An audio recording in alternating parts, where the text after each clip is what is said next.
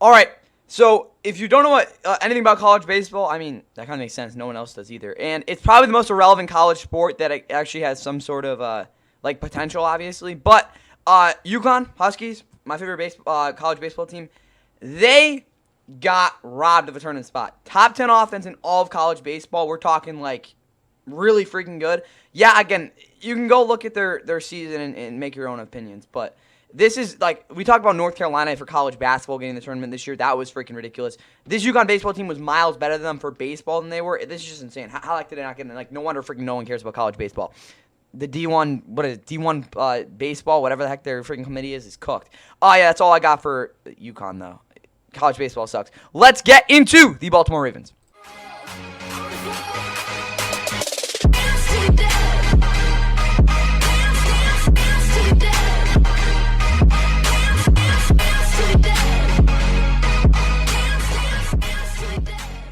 And with that, what is going on, guys? Welcome back to the Fun NFL. Of course, please like and subscribe. I hope you guys enjoy the Baltimore Ravens 2025 roster grades, as I will be going through their entire roster, position by position, and giving you a grade for each part. If you want to see a whole breakdown of how I do this, you can go check out the Tennessee Titans roster grades. It's I don't even know what it was. The Aura Farm, something like that. That's the name of the roster grades. But that'll give you all the information you need in the very beginning of that. Anyway, though, I guess we'll go through a brief thing considering it's only the second one we're doing here. So basically, what this is the range for each grade. So when we look, this is kind of it's a little complicated, but we look at each position. Obviously, each position is a little more important than each other one. So, like quarterback, that's worth 5 points for every single grade. This is the multiplier. So, if you got a B, you'd be 8 times whatever the base is, which is 5, which would be a D minus, which is what you get. If I give it an F for a position, that means they don't get any points. So that's really gonna hurt. And then, of course, so for offense, again, whatever grade I give them plus the multiplier will give their points for each position. And then once we get those points, we look at the range. This is just a guideline. I can kind of screw around with that if I need to or if I want to too. I mean, yeah, it's my roster grade. But if we look again, it'll accumulate up to a point range that I'll put more likely or not for a certain for the overall offense. There's also a defense range as well, and then adding both those up plus some other things that I have here that are important, like special teams depth. Depth of the football team, and of course their overall identity. That'll create their overall roster grade, which will be shown here. The max you can possibly get is 468. Average is 234 points, which is half of that. I think. I don't think I really put too much thought into that. Anyway, though, again, without getting too more complicated, again, I didn't average. If you have 230 points, you have a dead average roster. I think I'll be pretty set on that. Again, Ravens shouldn't be there, but. Outside of that, again, we start with quarterback. Skill positions will be after that. Then we'll get into the offensive line, and then the defense, front seven. Then we'll get secondary. And then after that, we'll get into anything. Try not to make this a movie like the last one. Let's start out with the quarterback position for the Baltimore Ravens. And for the Baltimore Ravens, again, if you don't know who they are, well, I mean,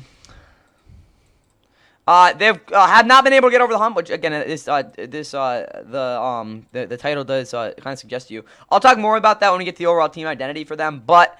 More importantly, the only reason they're really good or actually like thought of as a top 5 team in the NFL in a lot of ways is Lamar Jackson, who, if you didn't know, was drafted in 2018 by the Baltimore Ravens at the end of the first round. A lot of teams passed him, if not every single NFL team did. They thought he couldn't throw. They thought he could be a running back. Again, he's not too quarterback. There's a lot of things about him in terms of that narrative. That is probably the laziest take I've ever seen because he was the best passer in the NFL last season, throwing 41 touchdowns, 4 interceptions. Probably the craziest touchdown-interception ratio I've ever seen. He's also the best running quarterback of all time. Pretty simply, Lamar Jackson is, again, this is probably the best way I can put it. There are 4 quarterbacks that I can really consider as truly elite ones. He is one of them. That's about all you need to know about him. I mean, again, I guess we'll talk about Cooper Rush and Devin Leary quick, but I mean that should kind of tell you all you need to know about Lamar Jackson. He's not. You can explain him in a couple words. To be honest with you, you don't need some like freaking 3-hour documentary about him. Anyway, though, Cooper Rush is interesting. He doesn't fit the I guess prototypical Lamar running system, but again with Todd Monken now as their offensive coordinator after what's his name? Greg Roman being the OC for Lamar Jackson again, installing that offense in 2019 where he won his first MVP. Again, also should have won the MVP last year. What is it called? Todd Monken came in last year. Lamar had his best passing season again. Took less hits, didn't run as much. Still, again, very, very effective runner. But Cooper Rush as a backup, I do think in terms of like the passing scheme really fits the scheme really well. Overall, last year he was a very respectable backup. I don't think he was anything insane, but I mean he was still like pretty productive. 12 touchdowns, 5 interceptions in 12 games. I think like 10 starts, something like that. He didn't. I think he started a couple games in 2022. If I'm not mistaken, he went like 4-1. 2021, he won a game for them as well. So he's a pretty competent quarterback. Again, you're not going to really expect any mobility out of him, but you don't really need that. So they had Josh Johnson as their backup last year as well. Anyway, though, Cooper Rush is a solid backup quarterback. Devin Leary is interesting. He was good with, I don't even know. He had like one good year in college. Again, he was UD, 6th-round pick by the Ravens a couple years ago. Or last year, actually. He played for NC State for a while. Again, he had one, this season, 2021, he was really freaking good. He's never really been much of a runner as well. Again, to kind of just draft that. Kentucky in 2023 was pretty productive as well. Again, not the most flashy player ever in terms of what we saw of his prospect, but as a third-string quarterback, you could probably get worse. Anyway, though, quit talking about Lamar. It's an A+. The reason it's not more is because there's really only one quarterback to give an A+. Or A++, but I mean, yeah, he's still an A+. So what is that, 50 points, 60 points, something like that, 60? We'll give him 65. Who cares? So that's an A++. There we go. Yeah, 65 points to Lamar. Let's get to the running back position and the wide receiver and the tight end, all skill positions. Now on to skill positions for the Baltimore Ravens. Again, we look at this group. It's never really been their cup of tea for one position, that is. Again, you can go see the pre-video or the offseason short for the Ravens. That displays the receiving core in a nutshell. Again, so I don't want to talk about that too much. I guess we'll go a little more in depth. Anyway, though, they're the second best running back in the league right now. You could say he's the best. I wouldn't be too mad about you either. He is the exception to the old adage that. Or not old adage, the new adage that running backs are going to last 3 years and then be cooked. Because he's 31, he'll be 32 by the end of the season, and he just put up arguably his best season of his career. Again, wasn't that nearly a 1,000-yard season, to be honest with you. Again, I think there were some games where he could have even done that. Derrick Henry is an absolute monster. Highest yards per carry by a mile last year. Yes, the offensive line helped. Yes, Lamar being there helped a lot as well. But, I mean, guys, he's the second best running back in the league. He might even be the best if you really think that as well. So, just an insane running back. And I wouldn't even say a career resurgence because he was still really good in 2023. You can't make this stuff up, guys. Like, he has had how many? Yeah, again, if it wasn't for him breaking his ankle or something like or foot in 2021, he probably would have set the rushing yard record. Like, guys, Derrick Henry's so good. Justice Hill is a very good backup, I think. He's really shown more explosiveness as the years have gone on. He's been with his team a while now. Never really has had a season where he's really gotten like a true featured role or anything like that. Last year as a receiving back, I think he did a decent job. He's really never been the greatest route runner despite last season having a little more uptick in yardage. But as a runner overall, 2019 I didn't think he was very good. I wouldn't call him terrible, but he just wasn't very good. Only got 12 carries in 2020. 2021 he got he didn't even play. I don't even know what happened to him that year. But 2022 again he was decent. Then 2023 most usage year overall, and I think he was still good. And then just a competent, good backup running back. Fits his system really well. You're not gonna there's better guys for sure. Like I think he's Keenan Mitchell is definitely more potential, but Justice Hill is still a good player. Keenan Mitchell out there, a very fun rookie year, did absolutely nothing last year and only played in 5 games. I'd like to see him, maybe come back and have a little bit better of a year after, again, because he showed a lot in 2022 or 2023 that looked really good. But we'll see even what happens with him. He just kind of didn't really get used last year. Rasheen Ali, he's an interesting guy. I'll be honest. I really don't care though. So anyway, they get an A+ because I mean it's freaking Derrick Henry. I want to give him an A++ because again, the backups matter too. We're not gonna act like the backups for the Ravens are like the greatest, but it's still interesting for sure. So I probably one of the best, if not I don't know, doing an A++. We'll do it anyway. And that's 9, 18, 27, 30. No, 30. What is it? 3 times 12, 36. We'll give him 39 for that. All right, let's look at the wide receiver. And for wide receiver, again, this is a group that is it's very interesting. So again, Zay Flowers, I think it's pretty safe to say, yes, he might not be the most consistent receiver in the league, and yeah, he's not going to be putting up these gaudy numbers at all. He is a #1 receiver. Again, the separation statistics show it. His reliability and just, again, yes, he was inconsistent last year. I understand that. But he's definitely a much more well-rounded player than a guy like Marquise Brown was, despite his final year with the Ravens in 2021 being his best year.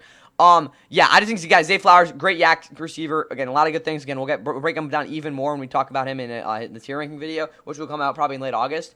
But Zay Flowers overall is a very well-rounded receiver, and he's obviously not like a top 20 receiver even, but he's still a very good player. Rashad Bateman really has never been even consistent. Last year was interesting because I really wasn't that overwhelmed by him, but the numbers are better is probably the right word to say. 2021 he showed some flashes, but again he only caught 1 touchdown. His overall consistency was not good. 2022 he was not healthy. 2023 he was just not very good. And then this past season was his best year. I wouldn't say he broke out, but I never really thought he was going to be a true deep threat in the league, but that might be his role going in the future. You're always great with Yak, which we've always seen. That's probably his most consistent thing.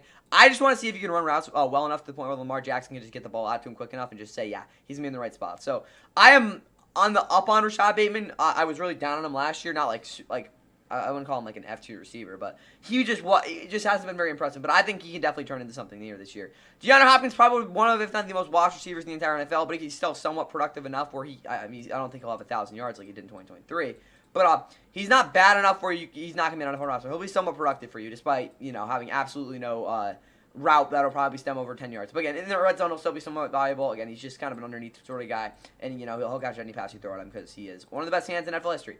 Tylan Wallace, bona fide gadget and punt returner at this point in his career. I'd really like to see him get featured a little bit more, but I don't know if his overall awareness and just skills as a receiver are ever going to turn into anything more than the gadget player. Devontae Walker, he had a nice touchdown like you saw again if you watched the offseason short for the Ravens. But outside of that, he kind of was disappointing last year again. I think he could definitely be a guy that could turn into something, but we'll see what happens. LeJohntay Webster, probably a little more promising, and he had a very good season. Or Webster, I don't even know how to pronounce his name. Who cares? He was kind of irrelevant last year. No, I'm joking. Colorado, again, they have Travis Hunter, so again, no one cares about him, but he was their best receiver who only plays receiver, so it does count for something, and I think he's going to be pretty productive as a player. We'll see if he actually gets any playing time. Anthony Miller's a bum. Malik Cunningham used to be a quarterback, and Keith Kirkwood, again, like I said, how the heck is he still in the league? For the wide receiver position, though, for the Ravens, I'm going to say it's lacking. I'll probably give them a C plus maybe. No, I'll probably give them I'll give them a C plus. Because honestly, guys, I think again, DeAndre Hopkins is a okay third receiver. That's not being nice. But again, he's still a guy you could put out there. Rashad Bateman, I think he'll have a better season. Again, we've said that for a while now, but again, he finally had a decent year last year. And then Zay Flowers is the number one guy. So again, considering this is definitely a better group than what we saw with the Titans last. I might be being a little bit nice, but I'll give him a. The thing is, I think Zay Flowers is a lot more. I think he's definitely a lot better than Calvin Ridley in a lot of ways. And I think they got more depth here at receiver. This is kind of tough because I think I give the Titans a D plus. I'll give them a C plus though. The depth, I don't know, the depth just isn't good. We'll definitely challenge them in the depth. But in terms of this receiving position, I think they're doing a decent job here. All right, tight end. For a while, it's been thought of as one of the best tight end rooms in the league. I still think that's a very true statement. Mark Andrews last year, again, despite that drop he had in that NFC Championship game, still had a very good year. I think it was much better than what we saw. Again, what was it? 2023 and 2 in terms of overall. Yeah, the productiveness might not have been there, but I think again the overall consistency as a blocker and just in his play, I think is very fair to say, especially on film. Again, he hasn't come close to that 2021 season where he put up 1,300 yards. It's just absolutely insane to me. And then in 2023, again, he had the injury as well. So this is definitely tough for me on a Mark Andrews. I still think he's definitely an upper tier tight end. Will he still be the starter on this team? Who knows? But again, he put up a very respectable season overall last year. And this is just geek now, I guess. How is this even? Okay, there we go. Isaiah Likely, I guess we're just not going to go into because, it's geek.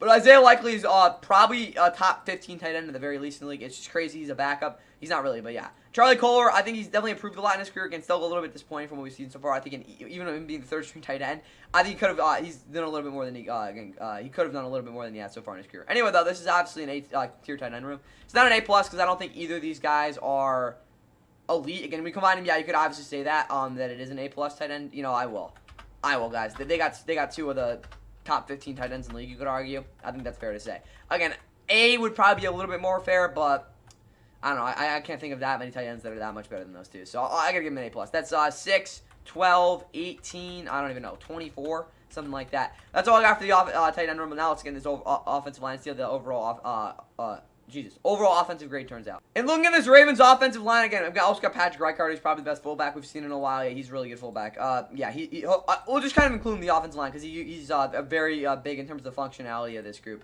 Ronnie Stanley had the best year since 2019, which he was an first-team All-Pro. Ronnie, again, he had a 2020 season where he got injured, 2021 where he got injured, 2022, I don't even know if he played that much. 2023, he was somewhat healthy, but was not great. And then this past season, it was his best season since then.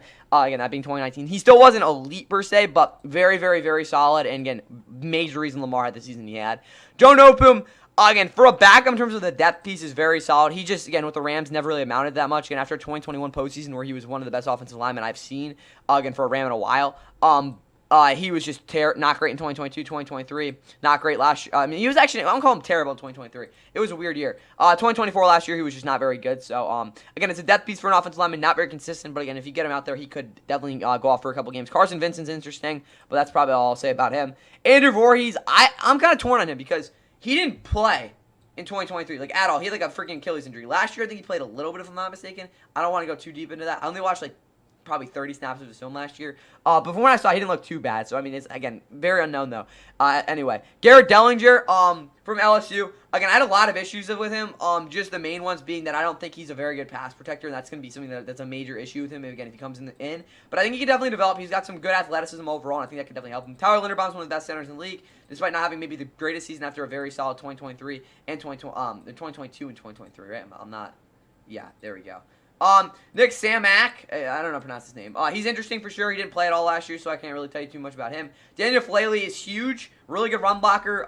Despite not having the greatest technique, he's just so big that really doesn't matter. And as a pass blocker, he's got some good value as well. But overall, again, despite being sort of a plus on both sides, the inconsistencies can't hurt him. Ben Cleveland got benched, so yeah, that's what I'll say about him. Roger Rosengarten, I'm just not really confident will be the right guard. That's right tackle. That's been a major issue for them last year. Again, in a lot of ways. I will say, though, if he can kind of just sustain blocks somewhat decently, that should be fine. You got Emory Jones Jr., who also played for LSU.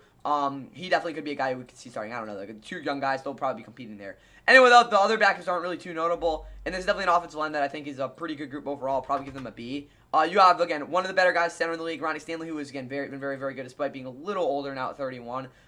Adrian Voorhees, Daniel Falele, I think overall, again, average each other out. And you have, again, a right tackle position that is still a question. So I think a B is pretty fair in my opinion here. They're going to be fine anyway, even if they might not be the greatest. But it's definitely not a bad part of this offense. And I honestly think this might be one of the best grades we'll see all series with this. So what is that? 39 plus 65 plus 18 plus 24 plus 16. That's going to give you an insane 162 points for this offense, putting them in the A+ tier. I will give them an A. I don't think A+ is warranted here. And you might be like, what the hell? How is this not an A+ for this offense? Pretty simply, guys, I don't think having a receiving core that is just not... It's that great, to be honest with you guys. Having a receiving core that just isn't great is just kind of hard for me to give you an A+, despite the rest of this offense being probably about as good as it could be overall when you think about it, and having the quarterback you have too. So I think A is fair. This will be one of the best, if not the best offense in the league next year in terms of statistics. I don't know, maybe we'll see if the Cowboys, what they do in terms of their statistics. That's all I got for the offense. Let's get in this front seven. All right, now on to the Ravens front seven. I think what's fair to start with is defensive line, which, again, is led by Ndame Madubuike, who, again, if you didn't know, led the NFL with 13 sacks from interior defensive linemen back in 2023. Again, that's really why he made noise in the media this past offseason. But last year, I wouldn't say, I'd probably say noticeable step back in terms of the overall production, but I think overall he was a little bit more consistent. And the fact in terms of his pressure numbers, he was, I wouldn't say more efficient, but I think a little bit more effective. In terms of when he had pressures, I think it's definitely fair to say. He's still a very, very good player, but again, definitely a step back from what we saw in 2023. I mean, even the sack, again, half the sack numbers isn't everything as well. I don't know how to pronounce this guy's name, and I'm going to be honest, I don't know if I've ever heard of him. Yeah, I don't know who this dude is, to be honest with you guys. I watched a lot of prospects. Maybe I watched him and kind of got lost in the sauce, but honestly, I cannot remember watching this guy, to be honest with you. Travis Jones was interesting, and he played for UConn back in 2023. 2020, whatever. I don't even... He's that old? Jesus. Yeah, the years are getting crazy here.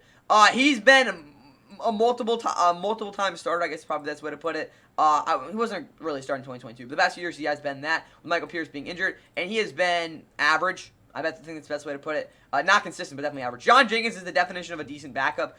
He's not going to provide really much of anything in terms of productive pass rusher for you as a defensive line. That's, again, why he's bounced around so much. But he's been in the league since 2013. That's for one reason only. He can shed blocks and be effective against the run.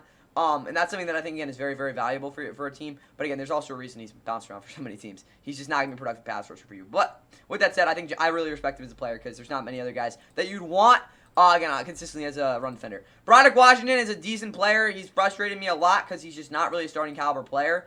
But at the same time, he does show flashes and he's athletic enough where you can definitely handle him there. Overall, definitely kind of, again, Ndame Madubuike-led defensive line here. But I still think it's a decent group. I'll probably give them a C+. I'll give him a B-. Ndame's definitely a really plus player. But outside of that, again, I'm not too crazy with these other two guys, despite Travis Jones being a decent player. And their depth could be a lot better. So, looking at it for that reason, I think it was that 9...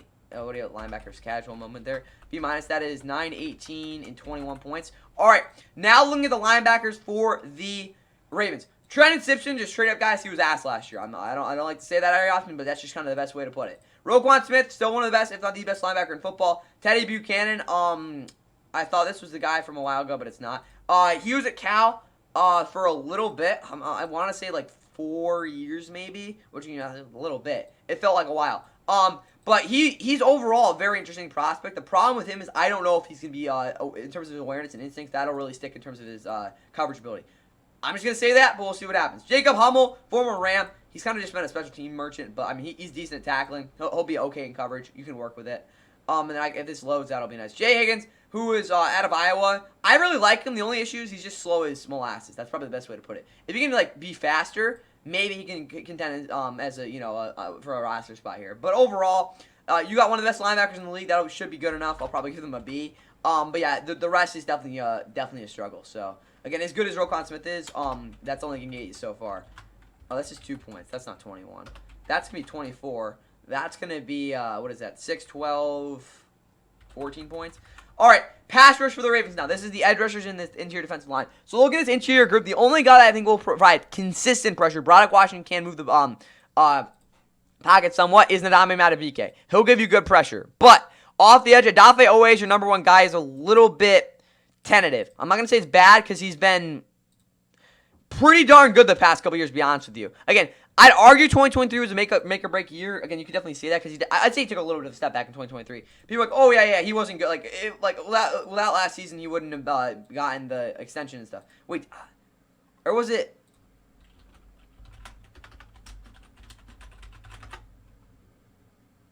Yeah, he still hasn't got the contract. That's insane.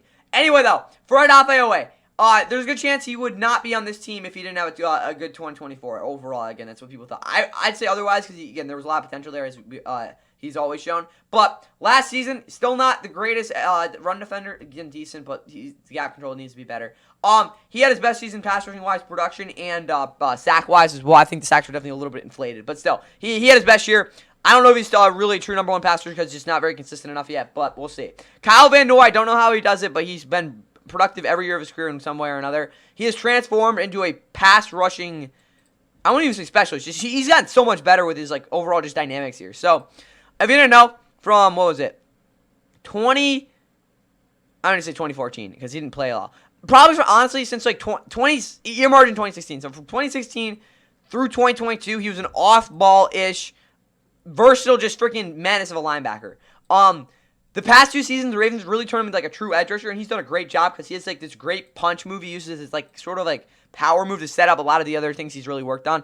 I gotta give it to him, bro. He's just been a really productive edge rusher right now. And again, I don't. He's definitely not a number one guy, but he's pretty darn good. Again, even at his advanced age. Mike Green, probably the most high potential guy in this group. Again, Odafe Oweh coming in probably was pretty similar, but I think Mike Green has a lot more power. Again, coming in, which again is just going to guarantee him more success. Tavius Robinson's been a productive player. Probably, I wouldn't say probably the past 2 years. I'd probably say a year and a half. David Ojabo hasn't amounted to anything, and you got Adisa Isaac, who kind of had a rough rookie year overall. But again, I think he definitely bounced back. Yeah.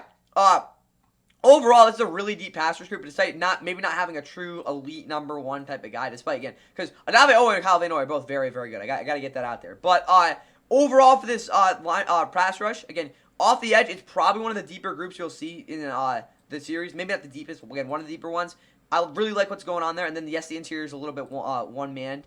But I actually probably got to give them a B+. I really like where this pass rush is going to go. So that's 12, 24, and 36. In terms of consistency, we'll talk about that in the identity later. Anyway, let's get into the secondary. And looking at the secondary for the Baltimore Ravens, they are going to have to rely a lot on Nate Wiggins, their second-year corner, to lock up that number one receiver. I'm not going to say that he's not going to be able to do it because I love him out of the draft. He was my number, 5-6 prospect in that 2024 class. But I am a little bit concerned if he can really be that consistent because last year he just wasn't that. Tackling is still an issue. I really don't care, though. Again, I'm just trying to be fair in terms of his evaluation for last year. He was still really freaking good. But, yeah, consistency, I think, I won't say make or break, but I think that will determine how good he can be in his second season. I fully expect him to have a better season than maybe we even saw from Derek Stingley last year if he really locks in, but we'll just have to see how that happens. The ceiling's high as the sky, though. Chidobe Awuzie, after a 2020 season where he was, again, challenged by injuries. Again, he was very good in 2019 overall. But again, a 2020 season, I think he was just a flat-out elite that year before he got injured. 2021, the Bengals kind of terrible. 2022, not even worse. And then 2023 kind of bounced back, and then last year was injured. And that's probably his best year since arguably, I'd probably say 2020. So, Joe Awuzie definitely had an interesting career. He's not young anymore. He's 30. He can still be, I think, a valuable corner, though. So, for that reason, I think, again, he should be a decent number 2. Marlon Humphrey has been moved in the slot. He's been the best slot in the league since he was moved there, undoubtedly. I mean, Brian Branch and stuff, but who cares about him? TJ Tampa's very interesting. Kind of a, I won't call it a wash for a rookie season, but it was basically a wash for a rookie season. He's a guy, again, very rare traits in terms of his size and speed overall, but I don't know if that's going to translate. That's my question. Will it actually work this year? Robert Longerbeam is a very good special teamer. Bill Alcone I could care less about, and Jalen Armour Davis is, he gets burned a lot. That's all I remember for 2022 and 2021. Freaking got burned, bro. Anyway, though, this cornerback room is very good. Their top 3 is very good. Their depth is definitely lacking. We'll get more into that later. But yeah, I'd probably have to give this a B+ for this cornerback room. The reason it's not better is because Nate Wiggins really hasn't established himself as, again, a true number 1 corner. And Joe Awuzie, again, at best, is, again, a really good number 2. And yes, Marlon Humphrey's very good in the slot. I understand that. Again, it's just basically, again, if Nate Wiggins and TJ Champ play the way that I think they can this year, it's going to be obviously in the A tier here, but we don't, or A grade range, but I can't really give them that right now because, again, we just don't know. Who knows what can happen with them. But 6'12", what is that? 18 points for the cornerbacks. All right, safeties is definitely an interesting position for them. Again, we look at the guy they had starting next to, or actually the 2 guys that started Kyle Hamilton last year. It was really rough with, again, Ardarius Washington, who, again, I think overall he did an okay job, despite, again, not being, he's never really been a plus player in my opinion. Again, people are like, oh yeah, he's underrated, guys. He's underrated. There's a reason he only played combined 8 games in the first 3 seasons. It's because he can't stay healthy, and he's also just not very good. He's still, yes, I will say, he provided something for them at free safety last year, or not even free safety, the other safety position they needed to fill. He still wasn't very good, though. Like, I got to get that out there. Again, I think he's missing the entire season, so I don't want to, like, talk on him anymore. I hope he gets better, but he still wasn't good last year. And it kind of sucks because, I mean, we'll get that in a second. But, yeah. Ardarius Washington, hope the best in your recovery. I hope you can get back. Yeah, that's all I got on him. Eddie Jackson was starting there at some point. Again, holy Marcus Williams, who, again, just completely imploded after getting that contract. Bew Braid, Sino King, do not know who those guys are. Keanu Jackson, neither. Desmond Igbinosun is very interesting out of Rutgers. We'll see again. He's got some instincts, which I don't know if that got him on the roster, though, because he just simply isn't physically there. All right. Malachi Starks, again, he was my top, 10 prospect for me? Yeah, this is just a home run pick, in my opinion. He will have to realize that Kyle Hamilton's going to be the one that gets moved. Kyle Hamilton's the best safety in football. I think I can pretty confident in saying that. Yes, last year he might not have been as effective before they moved him to free safety, but Kyle Hamilton's the best safety in football. It's that simple. So Malachi's got to realize I'm not the dude on this field. I am, but I'm not because I have Kyle Hamilton next to me. Anyway, though, yeah, again, Malachi Starks, he might be the best safety prospect we've seen in a little bit now, since Kyle Hamilton even. But it's still not like we haven't seen him, so I really don't know. The depth is horrible as well, so that doesn't help either. But again, they have the best safety in the league. They have a guy who I think will be great. I'm gonna give them an A. Again, I'm just I kind of like retracted my statement on these corners. If Malachi Starks isn't a top 10 safety this year, I would be shocked. That's just again, unless he gets injured. But the depth will come back to bite him here. But I got to give them an A, guys. Kyle Hamilton's just that good. Malachi Starks, even if he sucks, he'll still be good enough. Like, you don't understand. Like, there's no way, unless one of these guys gets injured, this isn't the best safety duo in the football. Like, I truly think that. So, for that reason, what is that? 9, 18, 27, 33 points, something like that. And then we calculate this to the overall grade. What is that? 24 plus 14 plus 36 plus 18 plus 33. That's going to give us 125 points for this defense. And that is going to put them in the B tier. I think B+ is fair. The biggest issue, I think, with this Ravens defense is that the depth, which, again, isn't really... Again, we'll cross that road in a second. But overall, there really isn't a weakness in this entire defense, like, at all. Like, you can't tell me, like, one position, like, it's going to be an issue. But outside of that, they better pray to God their best players don't get injured. Anyway, let's get into special teams unit and some other really important things. And you cannot talk about the Ravens offseason without talking about their special teams, specifically cutting Justin Tucker, their all-time kicker, the best kicker in terms of the field goal percentage in NFL history. But again, when you consider what he did off the field and what he did on the field, like 6'7", like somebody's got to give. So yeah, he's gone. John Hoyland, I don't know who you are, but you got a cool name. Tyler Loop's their kicker. He was a stud last year for Arizona, and he doesn't have a huge leg. Still really good leg. I'd probably compare him to Josh Carty in terms of his leg strength. But yeah, he's going to be freaking crazy. Jordan Stout, a great punter. Tylen Wallace, again, great punt returner. I don't know, he didn't do too much last year. Justice Hill is a very solid kick returner. And Nick Moore is a good long snapper. Overall, the special teams unit, they've always been one of the better groups in the league. But considering they did take a little bit of a step back last year, I have to give them a B, which is going to come out to 9, 3, 6, 8 points, if I'm not mistaken. Anyway, though, depth for the Ravens. This is the biggest question I kind of hinted to all video. Quarterback depth, I'd probably give it a B+. I'm pretty confident Cooper Rush. Running back depth, interesting, but not great. I'd probably still give it a B, though. So, again, we're still probably at a B+ so far. Receiver depth is interesting, but it's not great. I'd probably give it a C-. So, if I had to be honest, probably right now we're at a B-. So, B-, tight end depth is an A+. So, that's going to be, that's going to probably bump us back up to a B+. So, we're saying a B+ here. O-line depth, I think, is pretty solid overall. Probably a B. So, I think we're actually probably at A- so far. A-, the D-line. Again, you do have John Jenkins, which is something, but, I'd probably give you a C for that, so honestly probably back down to a B+. Edge rusher depth is very interesting. I'd probably still not give it an insane one, so I don't know what we're going to say for that. I'd say we're at a B so far. I'm not going to just, I think, fluctuating, so we're going to say a B. Linebacker depth is crap. It's probably an F, so we're going to say that's probably down to a B-. Cornerback depth is scary. It's still got TJ Tampa, so that's going to save him at probably a D+. I'd say we're probably at a C+ so far. Safety depth is an F, so we're probably at a C. And, yeah, that's where we are. So, Ravens depth is going to come out to a C, despite some positions having, again, promising parts. The fact their entire secondary is about as, again, cavernous as it gets. And they don't really have any linebacker depth, and their D-line depth isn't good. Really, the only position they have deep is edge rusher, and on offense, it's tight end, realistically. So, it's again, they've got probably some, like, the most shallow positions in a lot of ways at some positions. So, that, again, that's just really scary to me. That's why I'm going to give them a C, despite, maybe not having, again, they got some positions that are pretty decent in terms of depth. So, that's 12, and what are we going to say? 12 plus 8, 20 points. And then, again, we look at the identity of this football team. So, again, the Ravens, as much as you want to talk about how good Lamar is, there's no way around it. He hasn't won a playoff game. He's won, like, 3 playoff games now that I think about it. 3 playoff games in his career, and he has not been able to get over the hump. That is why most of the time he's not as good as a guy like Josh Allen or Mahomes. That's really the only argument you can make, I guess. Again, even over Joe Burrow, you could say that. So that is something that I think on offense, you're like, this has got to be the year we do it. Because Derrick Henry's going to get older. At some point, guys, I love Derrick Henry, but he's not going to be able to run like this forever. Also, Lamar, he's not gotten injured the past years, but it's always going to be a risk. It's pretty simple. It's going to be a risk. He had 2021, 2022, he could not stay healthy. Always a risk. You could say that for everyone, but especially for him. Defense, again, Mark Andrews also, again, is he still the best side on this team? Probably not. And defensively, super depth issues. And Jared Harbaugh, is he the dude? I don't know. So, question marks for this team identity, but they've been so good for so long. I'll still give them a B-. It's just like at some point, like, something's got to give. They got to be good at some point. So, or get over the hump. So, 35 points.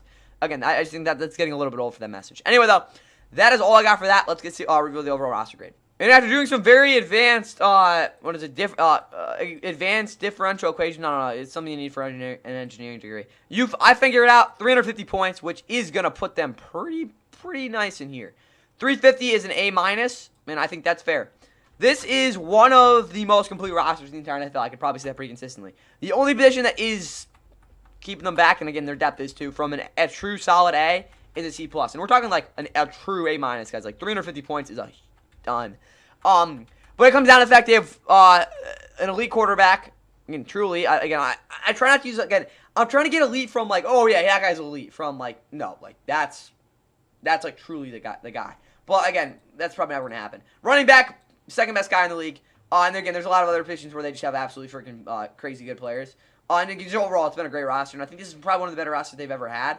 That's why it's 350 total points. But with that said, if receiver was better and they had a little more depth, or a lot more depth, they'd probably be an A+. Because outside of that, probably the only things I think that are holding this roster back at all. Let's see if they can get over the hump, though. 350 total points, an insane display of, roster construction by the Ravens in this one. That's all I got for the Ravens, though. And off-season shorts coming out, and then another roster grade. That's all I got for you guys for here, though. Here is Hill. He gets the first down, and on he goes. Inside the 10. End zone. Touchdown, Justice Hill.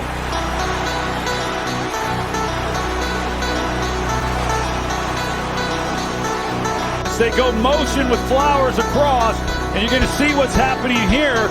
And they're trying to communicate it out. They don't quite get situated. Alohi Gilman comes up, takes a bad angle. He's a little tight on the fit. And there goes